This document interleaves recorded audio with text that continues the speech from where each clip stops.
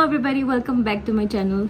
My name is Pierre Sapam, Kurumjari. Mayam ay gaming Pierre Sapam. Ado ay huzik yumda lay ay je huzik Pritam ga Arvin ga Robin ga ngari bane ko. Ay je haying Delhi chang doine duna chang jing ay do shoot macha ama tawmina se punje hay na kuina ngasi gi numit ta shoot ama tawsena decide to bani ko. Pritam morang them na kerani Arvin tonjam gi phin doine do ga Robin wan khem na photo nam doiba. Ado shoot se kisham chaw shoot na te ko look ama khatai oi doine do Pritam hoi moi lak pangai ai iruza mai thaba loire aduga moisturizer ga sunscreen table loire makha ta badi Pritam na care ni aduna video se makeup yaw jing da namjab Arvin hoi moi lak pangai moi la aga care ni aduga sidagi dum lo chalaga chatlaga shoot haise video yaw te ko photo khatane do photo khran namaga halaga khoi dum punse haina bune hayeng budi ai chat khrani aduna yam tina excited oye moi lak aga makha taba ke bagi khot bagi do mayam dum vlog sida yeng hanjar ke mayam makha ta na dum yeng biyo ko mayam Pritam ga Arvin ga jam theng na lai ko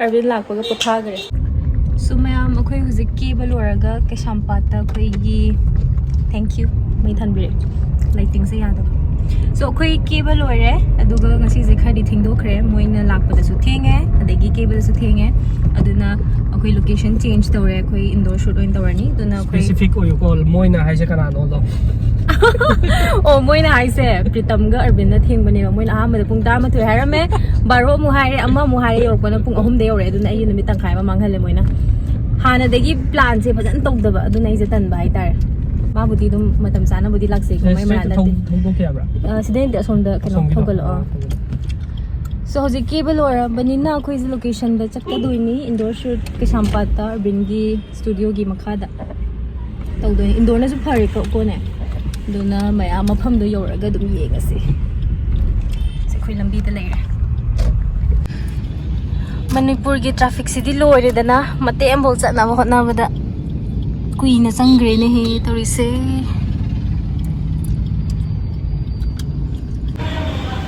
koi shooting hello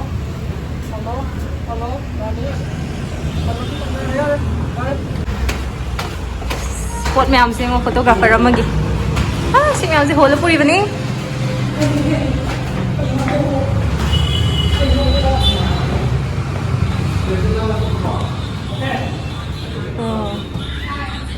Hello, okay, photo nambam studio de yore. Miren hai. Sisana backdrop. Hazayam na.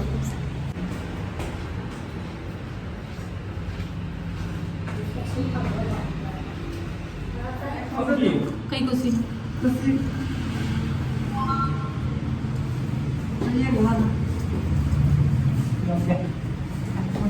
Anong dapat sama pa yan? Ito yung magpili ko. Yung ganito. Ano yung dahil?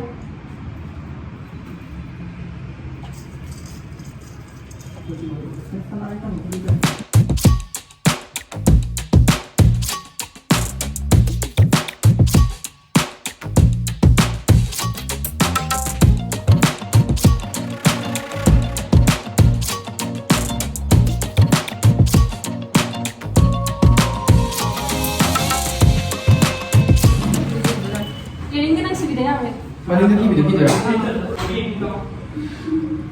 Kaya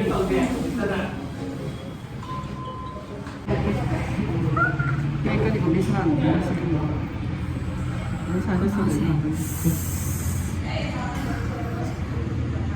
Hindi ka Arvin na tro. Sebenarnya Magsabawi.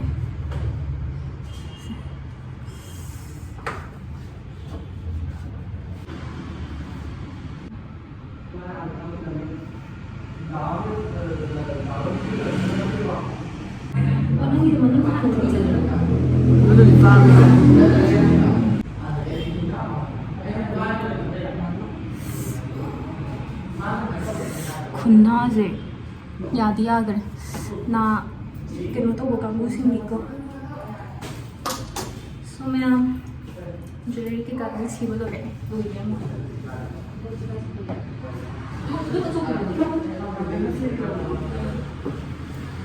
Hujik samse mani.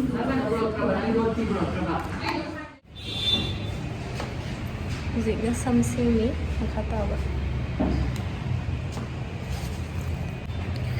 Mayam ay nasiliba blouse na Arbin Tonjamgi fi aduga jewelry na Sushima jewelry gini. Am ki phaze.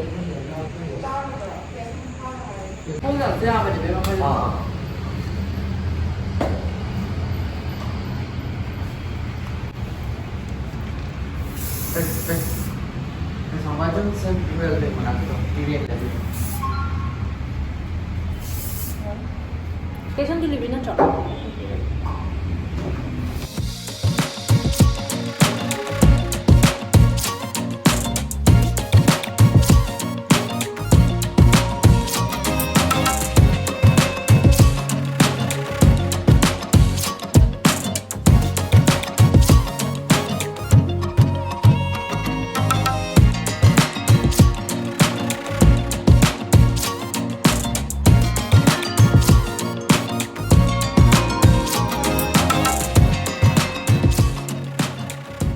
Live 那个你看别个，说 Mr. Robin，那哎那 Arvin 的，3 pasal tu. Zoom ke electronic device pun tahu. Aku ini di emak. Masuk tu orang tahu live, sudah lah nama. Option dalam tu yang macam. Live sudah boleh. Foto dari pantai. Yang kira apa? Foto langsung tu.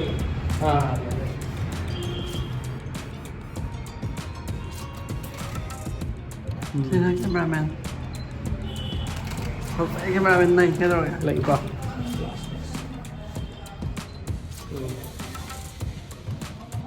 Foto anak. Si teman. Dukaan pun sewa, ada pamphlet.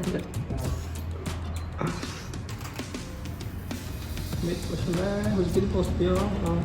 Kok tang siapa post dah?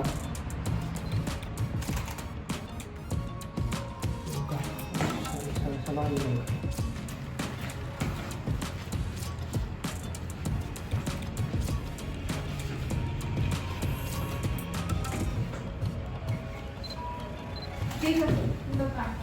Hello. Bye bye. Goodbye. Bye. Bye bye.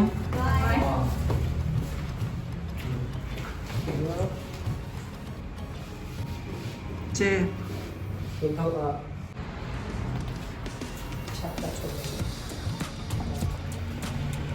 Mấy người làm cái này là Welcome to the epitome of sophistication and beauty. không được xin học xin được.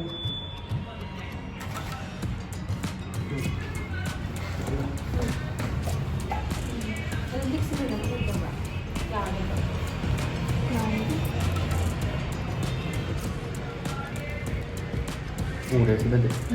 Rồi ra đấy, không phải đấy. Đúng rồi, 3 pasal. Dịch đi in big time your time. Sai rồi. Dịch thì gì muốn store đấy. Được không?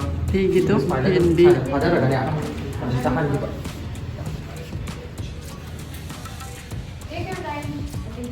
Kau tu pakai supan berapa? Kentong. You just have to. Arbin Tonjamgi fi blouse phanek mayam. Pink Arbin palm. Tonjam wearing Arbin Tonjam. Chưa phân giải. Handwork ni pura. Khi nào mami sa kupay ba? Sina kayo na kaya ang may sayang ang dress today. Sina niya happy? Itu gak mitang je puan. Ai ni sana hat il wala ko jara sana level itu pun berapa. Posing tapi sayang dia yang TikTok. I think see. Itu hanya ayung lobby ya.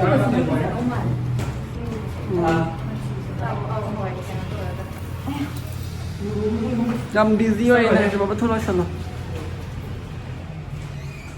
Làm nhiều vì lên sao nào. Làm nhiều vì làm buổi. Bang phone number lock tu nah. Hả? Tại vì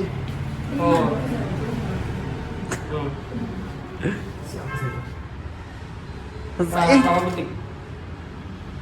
สงสัยเป็นซะได้ตัวมาทำไมเป็นซะได้ปะนะ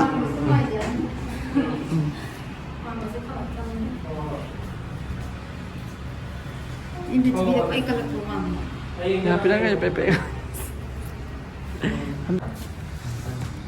Hindi ko ay go. Okay, go back. Ay, okay. Ato kayo sukay din mau kasi mau kasi sukay. Sukay ba? Sila. Ate. Yes, yes, sapa.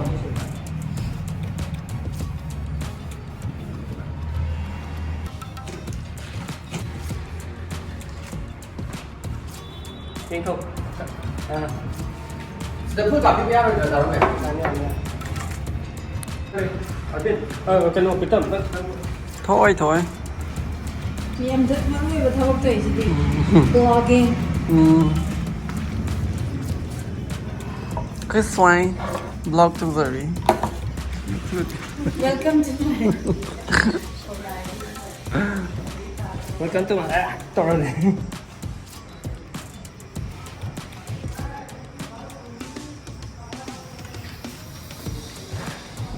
Thăm không? Có thăm không? Đưa ra này, sẽ đưa lên quả. Upper body được tăng men rồi.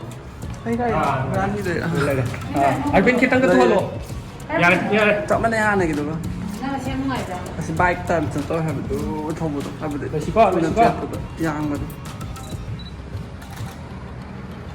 Layo.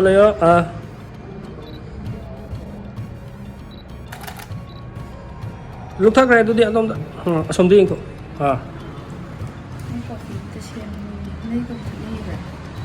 kopi tadi nama tu na hao boleh bang.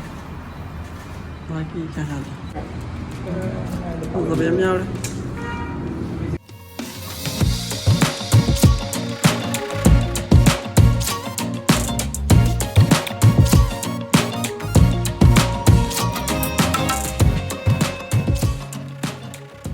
Temiwa ang nai betul sih anis na. Arvin đây qua cho thầy tụi này biết không?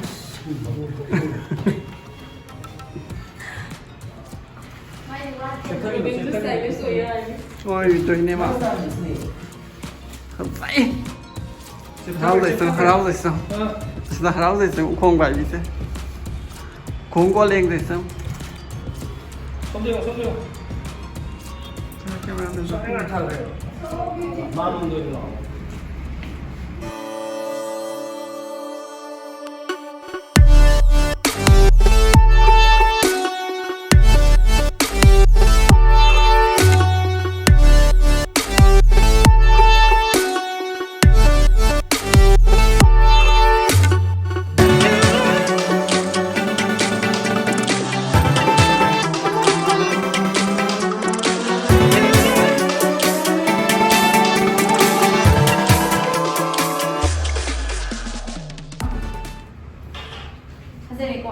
bây giờ em trông perfume cặp sắt lò sang sàn được bọn chị phụ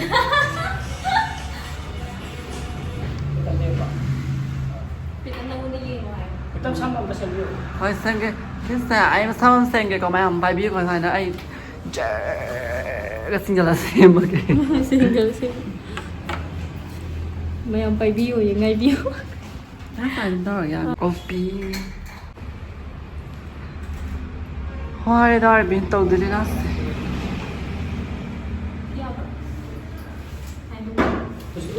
sao bắt được mầm mình vậy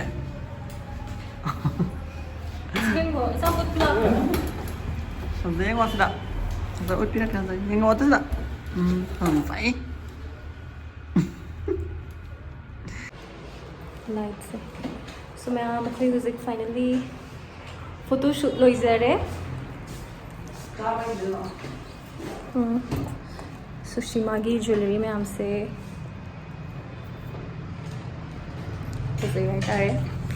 Sina Arvin Tongjamgi blouse P hani yam thi phazate Muzik at sapo sapo mata mo tu sani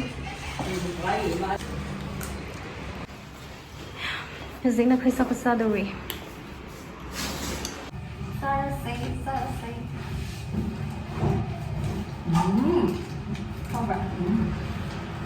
So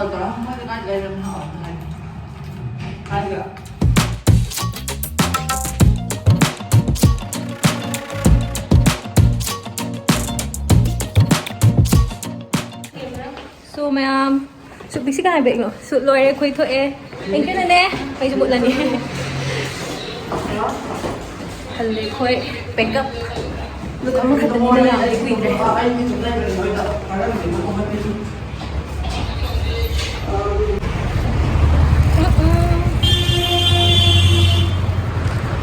Thank you Arvin. Nang pijam phazare. Thank you Pritam. Bye. Ko nang sa nurse.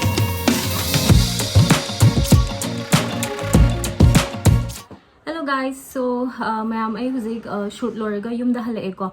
Shoot se nganna hause hainaramaga sumsum thengda yam ke bazu yam thengdo khre koi maitai pungda chatle haigadra adumaina oigre thengna hore but luckily look to ama khata oibagi dum nangnare hai tare ko adu huzik se luhongba tha oibagi mayam su loin chinnabani na haidi phajana kai haini uchina chinna look ama do itar su ta hore do haying se yum thok haidi delhi da changa doini na thawai khadi nuaite do mayam video se yenga dum nungai biramgani haina khalle video nungai bi targadi like share and subscribe to ka bigano next ki video dom ka thingnazar ge mayam do mayam gi suggestion adum pibiro o video se kamai tawi tawde habado ado shoot se irang marakta tawe haina mayam na dudi kenom di khalamani but makeup artist or any photographer or p on the missing the makti mina unaba moigi product to hena mina khangbinaba kaina mayam singi khanba nungainaba moigi designer makhal mayam laigre ko designer mayam laibani na designer moigi phi phajabado ningbagi moigi so sinthalambi ne hai tare ko aduna moigi promote tawnaba namjabane haidi sumaina ki ra khotlaga kaishu irangi wa khangde haiba budi na chade mayam angam ngam loin tawnari ne moju pisa do phangaga kai haidi moi nongmagi tanjari ne hai tare aduna mayam sigi da yamna keno khanjan da bi da mayam amana dum promote tawna se man amadum kai haini thagat mina je haidi khoi manipur masen ga tani ko promote tawnai se aduna mayam adum keno tawmina se ado ngasi gi sida dum loiselage ai haying chatoini na thawai su khadi nungaite hojik packing kai ka horani makeup kai ka je lotho ani ado si haijaraga mayam ai sida dum loisinjarage see you on my next video. Bye bye.